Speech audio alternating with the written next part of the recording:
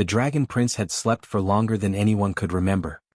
His massive body lay in the grand chamber of the palace, scales glinting faintly in the dim light, and smoke curling gently from his nostrils. The royal court had tried everything: magic spells that could shatter mountains, enchanted drums that could shake the ground, even advanced machines that hummed with power, but nothing could wake him. Not a flicker of life came from his golden eyes, closed for decades.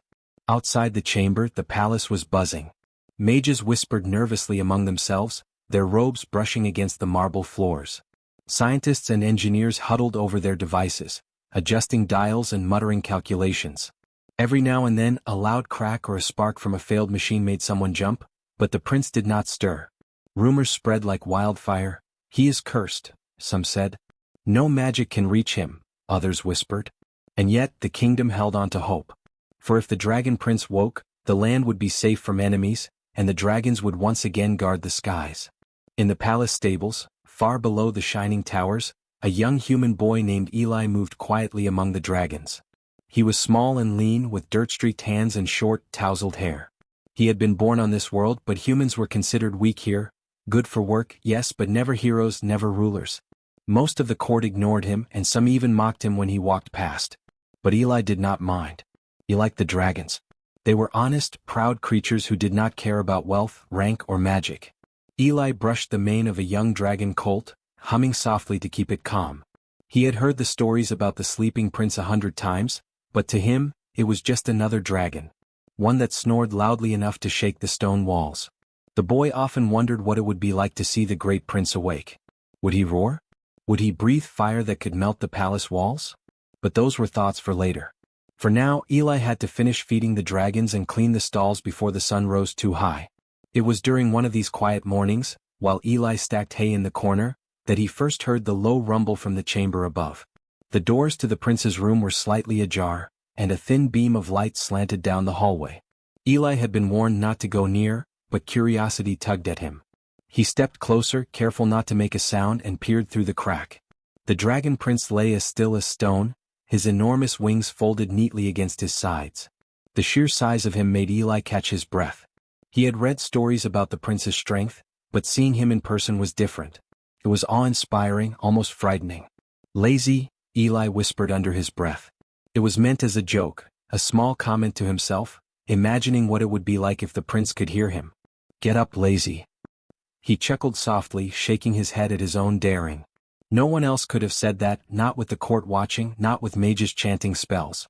But Eli was just a boy, small and invisible to most, and that gave him courage. The sound of his voice seemed to echo in the chamber. For a moment nothing happened. Just the faint smell of smoke and warm stone. Then a flicker. A twitch. The prince's enormous tail shifted slightly. Eli froze. He blinked, thinking he imagined it. The tail moved again, brushing against the floor with a low thump. Eli's heart pounded. Could it be possible? Was he the first to wake the prince in decades? He stepped back quickly, unsure if he should even stay, but his curiosity was stronger than fear. The dragons in the stable seemed to sense something. They lowered their heads and stared, their eyes reflecting a strange mix of caution and excitement. Eli swallowed hard. He had no idea what he had done. Maybe it was nothing, and the prince would sleep for another 100 years. Maybe it was a dream. But the feeling in the air was electric, alive. Something had changed. The palace above remained loud with the court's failures, but down in the stables, a quiet moment stretched out. Eli knelt down beside one of the younger dragons, stroking its scaly head. He whispered again, almost to himself, "I wonder what you would say if you woke up." He smiled faintly, imagining a roar, a growl, or maybe even a word spoken in a voice so deep it could shake the ground. No one else saw it, but the dragon prince had moved just slightly. Just enough that if someone had been watching carefully, they would have noticed the rise of his chest, a soft twitch of his ear, a slow inhale. It was subtle, almost impossible to see, but it was there. And Eli, small and unnoticed, had done something no one else could. For the first time in decades, the sleeping prince was no longer completely still. And Eli, the human stable boy, did not yet realize that his life, and the kingdom, was about to change forever. Eli could not sleep that night. He kept thinking about the faint twitch he had seen in the dragon prince. Was it real, or had his imagination played tricks on him? The boy had been raised among dragons, but even he had never seen one move so subtly, so carefully, while apparently asleep. He knew the palace would dismiss any claim he made. After all, he was just a human, a stable boy. But something inside him told him that the prince was stirring, and he could not ignore it. The next morning Eli woke before the sun. The stables smelled of hay and warm stone, and the dragons were already awake, shifting and stretching in their stalls. He moved quietly, trying not to wake the larger beasts too early. His hands were steady as he fed the young dragons, but his eyes kept darting toward the grand doors of the prince's chamber. He wanted to see for himself if anything had changed overnight. Eli's curiosity finally overcame caution. He walked slowly toward the chamber, keeping to the shadows. He peered through the crack in the giant doors again. The dragon prince lay as massive and still as the day before. But there was a difference now. A faint rise and fall of his chest, almost imperceptible, suggested life. Eli's heart leapt. He had seen dragons breathe before, but never one that had been called dead to magic for decades. He stepped closer and whispered again, testing the words that had worked before. "Get up, lazy." For a moment nothing happened. Then a soft rumble came from the prince's chest, a deep vibration that made the floor beneath Eli tremble slightly. He froze, afraid he had made a mistake. But the rumble grew stronger. The dragon prince's eyes flickered open, golden and sharp, even though he did not yet rise. Eli stepped back, heart pounding. He could see the prince's massive head turn slightly as if sensing the boy. Did that just happen? Eli whispered to himself. The sound of the court above drifted faintly through the palace corridors. Mages and scientists were still arguing about failed spells, unaware that the first stirrings of the prince were happening far below. Eli smiled to himself. No spell, no potion, no machine could do what he had done. The boy felt a strange warmth of pride, but he kept it quiet. He did not want to startle the prince. Days passed and Eli returned each morning to check. Each time the prince moved a little more. His eyes opened wider, showing sparks of intelligence and curiosity. Sometimes he twitched an ear, or his tail flicked with a slow, deliberate motion. And each time Eli whispered the same words, soft but confident. "Get up, lazy." The prince seemed to respond, not with fear or anger but with something else. Attention, almost respect. The dragons in the stables began to notice the change too. They lowered their heads when Eli passed, nudging him gently with their noses. They had sensed humans were weak, but something about this boy felt different. He did not shout, he did not command, and he did not fear them. He simply cared for them and they knew it. Slowly they started to follow him quietly, as if they understood that he was connected to something greater. The court of course remained blind. Spells still failed. Machines still sparked and smoked. The mages were frustrated and angry, blaming one another. They could not understand why the prince's slumber would respond to a human at all. "He is cursed," one cried. "No magic can reach him." Another added, "Only the blood of dragons or the power of the ancients could wake him." Eli listened quietly from the shadows, smiling. They were proud, arrogant, and blind. And they were about to be proven wrong. One afternoon Eli was cleaning the chamber near the prince. His hands were raw from the broom and sweat dripped down his face, but he barely noticed. The great dragon had shifted again. This time he rose slightly on one elbow, his head tilting toward the boy. His golden eyes blinked slowly, studying Eli with something close to curiosity. Eli swallowed hard. He had never been so small, so insignificant in appearance, yet he held the attention of the most powerful creature in the kingdom. He felt a mix of fear and excitement. Carefully he knelt on one knee and whispered again, softer this time. "Get up. It's time."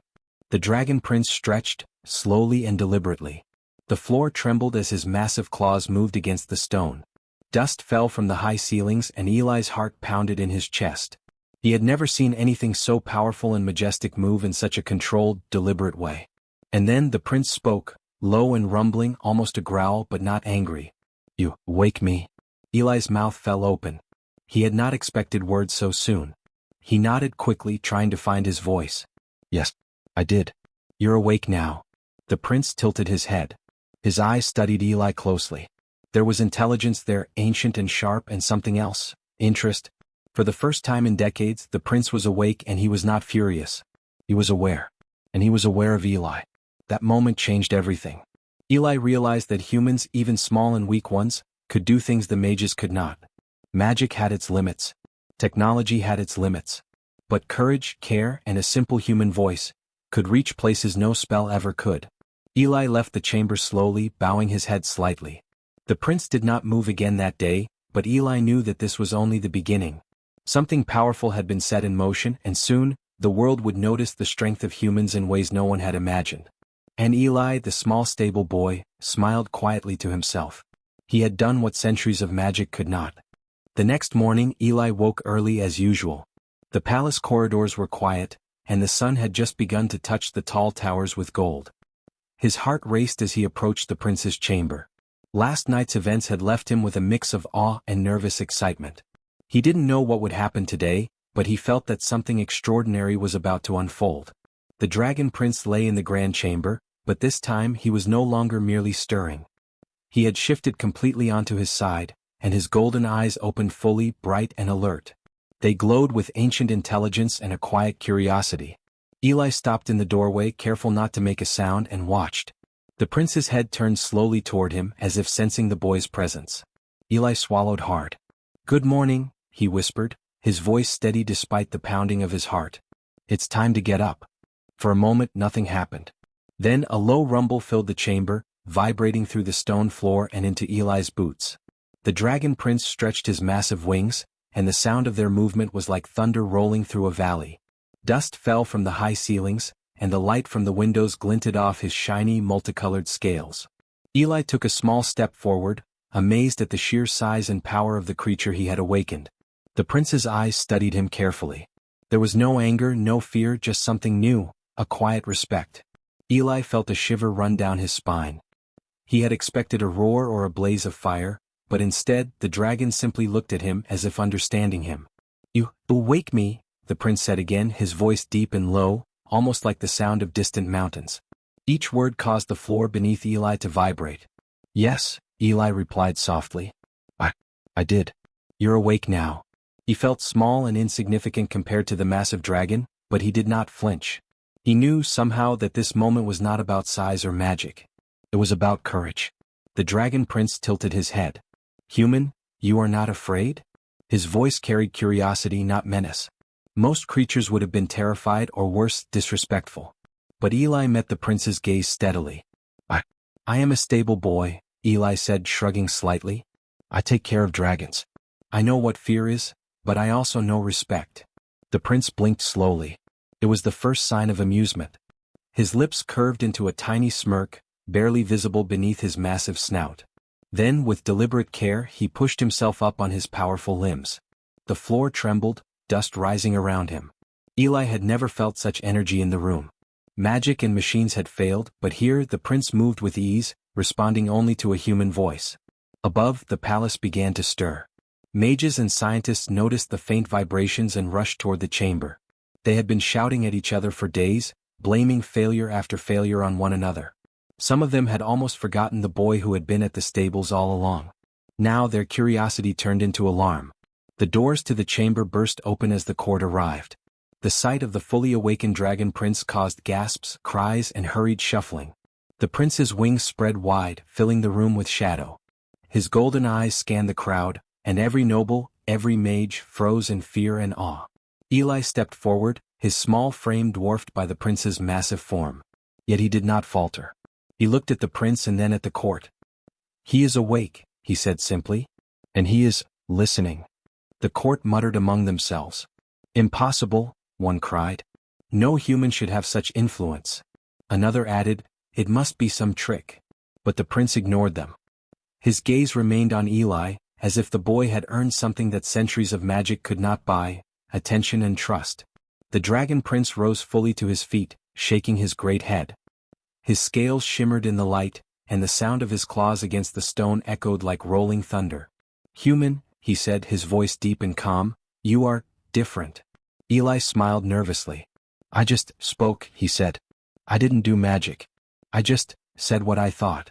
The prince considered this, tilting his head.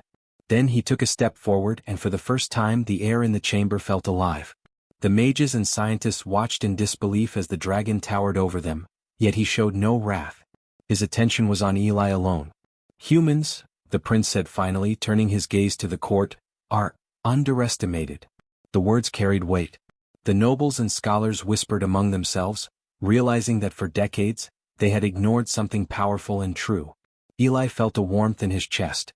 He had never wanted glory or recognition. But in this moment he understood something important. Humans were special. Not because of magic or strength but because of courage, care, and honesty. That was what made him stand out. That was what had awakened the Dragon Prince. The prince moved closer to Eli and lowered his massive head. His eyes studied the boy carefully. "You will help me," he said. "Together we will change this kingdom." Eli nodded, barely able to speak. He could not believe what was happening. He was still a stable boy, small and underestimated, yet he had done what no one else could. And the Dragon Prince, mighty and ancient, had chosen to trust him. The court continued to whisper, trying to make sense of it all. But Eli ignored them. For the first time he felt truly seen. The boy who had spoken a simple whisper had awoken a dragon that no magic could reach. And the world, unknowingly, was about to change forever. The Dragon Prince was awake, but he did not move like other dragons might. He did not roar or breathe fire. Instead, he moved with careful, deliberate steps, and each movement seemed to measure the world around him. Eli watched from a short distance, still small, still human, but no longer afraid. He had earned the prince's attention, and now he could see it. This was not just a dragon, but a creature of wisdom, curiosity, and power. The first days were quiet. Eli continued his work in the stables, feeding and caring for the dragons, but now the young prince followed him with measured steps. The massive creature's eyes would track Eli constantly, almost studying him. It was strange and humbling. The boy who had been laughed at by nobles and ignored by mages was now regarded with respect by one of the most powerful beings in the kingdom. One afternoon the prince spoke, his deep voice rolling through the stables. "Why do you care for us so, human? Most fear or ignore us." Eli looked up from brushing a young dragon's scales. "I care because you are alive," he said simply. "And because someone has to. I've been doing this all my life. I don't expect magic or riches to change that." The prince tilted his head and let out a soft rumble, which Eli understood as amusement. "Most humans are small, weak, afraid," the prince said. "But you are not afraid. You are different." Eli shrugged. "I don't think I'm different. I just do what I can." That evening, Eli sat near the prince while it rested in the large chamber. The massive wings were folded neatly, and the golden eyes glimmered with curiosity. For hours they said nothing. Eli watched as the prince's gaze shifted over the room. The high ceilings, the ancient stone, the sparkling sunlight filtering through the tall windows. For decades, he had been asleep, but now he seemed to drink in the world with quiet fascination. "You speak to me without fear," the prince said after a long pause. "And yet, you are small. Why?" Eli thought carefully. "Because sometimes being small lets you see things others can't. You notice things, understand things that people with power or magic might miss." The prince let out a low hum, almost like laughter. "Perhaps that is why no magic could wake me. They used power but they lacked insight. You humans spoke simply. No force, no fire, no spell, just words." Eli felt a warmth of pride but kept his head low. "I didn't do anything special. I just said what I thought." The prince studied him closely. "Yet what you thought was enough. Enough to wake me, enough to make me see the world anew. There is value in this human spirit." Days turned into weeks, and the bond between Eli and the Dragon Prince grew. The prince would follow Eli through the stables, watching him clean and feed the dragons. Sometimes, the smaller dragons would gather around the boy, nudging him gently, sensing the connection between human and prince. It was a quiet companionship, but one that changed the air of the palace itself. The court continued to whisper. Mages were furious that their magic had failed, and nobles were confused that a lowly human stable boy held the favor of the Dragon Prince. Rumors spread quickly. "The boy has power we cannot understand. The prince listens only to him." Yet Eli paid little attention. He had learned long ago that actions, not words or titles, mattered most. One day the prince spoke about the kingdom. "Humans are underestimated," he said, golden eyes fixed on Eli. "They are small, yes. Weak perhaps. But clever. Brave. Honest. You have qualities the rulers ignore. And I am awake because you reminded me of that." Eli nodded slowly. "I've always known humans can do more than they are given credit for," he said. "But most people don't see it. They care more about magic, wealth, or power." The prince's eyes softened. "Then we shall change that. Together we will show them. Not by force, not by fire, but by proving what courage, care, and cleverness can do." Eli's heart raced. He had never imagined he could be part of something so important. A small human, standing beside a dragon centuries older than the kingdom itself, shaping the future of the world. It was humbling and exhilarating all at once. As the sun set, casting long shadows across the stables, Eli looked at the prince. "What now?" he asked quietly. "Now," the prince rumbled, "we wait, we watch, and we act wisely. The kingdom underestimates humans, and that is their mistake. But it is also our opportunity." Eli smiled faintly. He had been laughed at, ignored, and underestimated his whole life. Now, beside the dragon prince, he felt something he had never felt before: respect, trust, and a chance to change the world. The smaller dragons nudged him as he walked past, and even the largest, most proud stallion-like dragons lowered their heads. Eli realized that the bond he shared with the prince was changing more than just the boy and the dragon. It was beginning to change the kingdom itself. And in the quiet of the stables, among creatures both fearsome and gentle, Eli understood something powerful. Humans were underestimated not because they were weak, but because no one had truly seen what they could do. He had seen it, and now the dragon prince had too. The boy who had whispered a simple phrase to wake a sleeping dragon had done more than awaken a prince. He had awakened a new hope, one that could shift the balance of the kingdom, and maybe the world. The palace had never seen anything like it. Word spread quickly that the dragon prince had fully awakened, and he had chosen a human stable boy as his companion and advisor. Nobles whispered nervously in the halls, mages muttered over failed spells, and soldiers glanced at one another with surprise. A boy who once swept stables now walked alongside the mightiest dragon in the kingdom. Eli moved carefully through the corridors, the dragon prince following silently behind him. His small steps seemed insignificant against the echo of the prince's massive claws, but Eli held his head high. He had earned the dragon's trust, and that was more important than anything else. The boy could feel the weight of every gaze upon him, but he did not falter. He had long ago learned that courage mattered more than size, and now courage and honesty had changed the world. The dragon prince spoke quietly, his golden eyes watching Eli carefully. "The kingdom underestimates humans," he rumbled. "They see only what they expect. It is time they learned differently."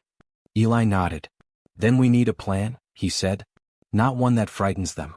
We need to show them humans are more than they believe."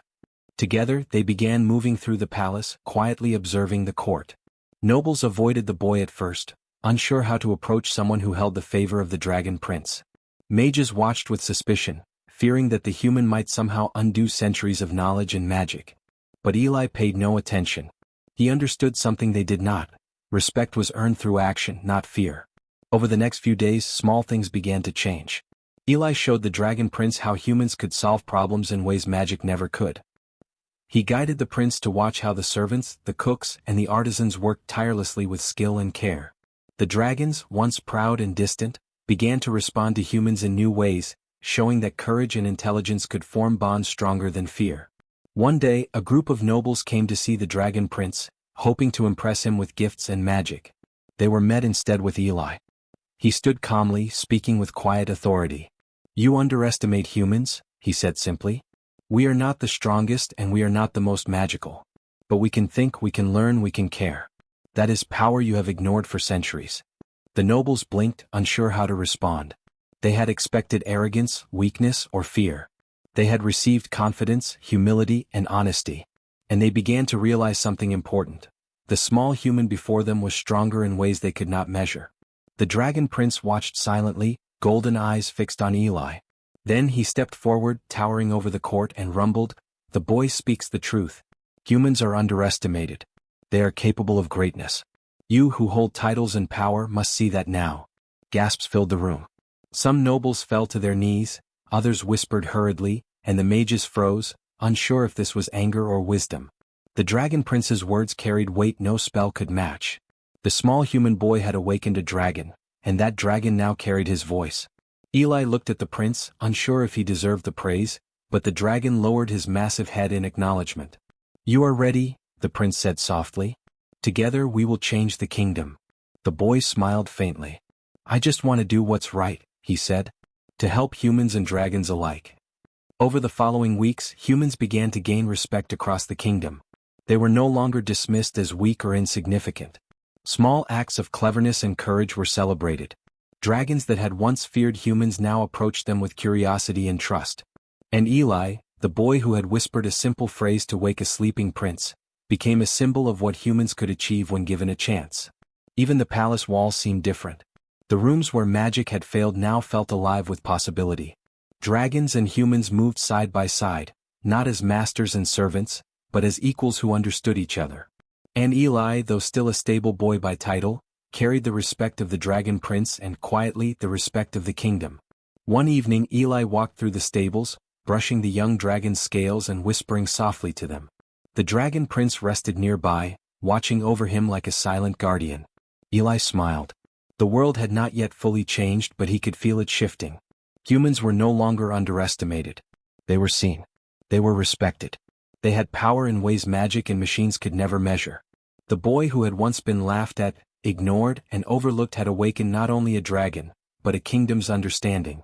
And in the quiet of the stables he realized something important. It had never been about magic or wealth or strength. It had always been about courage, honesty, and the willingness to act when others hesitated. The Dragon Prince rumbled softly as if agreeing, and Eli looked up at him. "We did it," he whispered. "We really did it." The dragon tilted his head, golden eyes warm. "Yes," he rumbled. "And this is only the beginning." Eli nodded, feeling the weight and the promise of the future. Humans had been underestimated for centuries. Now, with the Dragon Prince awake and the kingdom learning to see the truth, there was nothing they could not achieve. And in that quiet, powerful moment, Eli understood that one small human, armed only with courage and honesty, had changed the course of history. The world had shifted, dragons had awakened, and humans had begun to stand taller. The boy smiled, brushing a young dragon's scales one last time as the sun set over the palace. He was small, yes, but he had done what no one else could. And the kingdom, dragons and humans alike, would never forget it.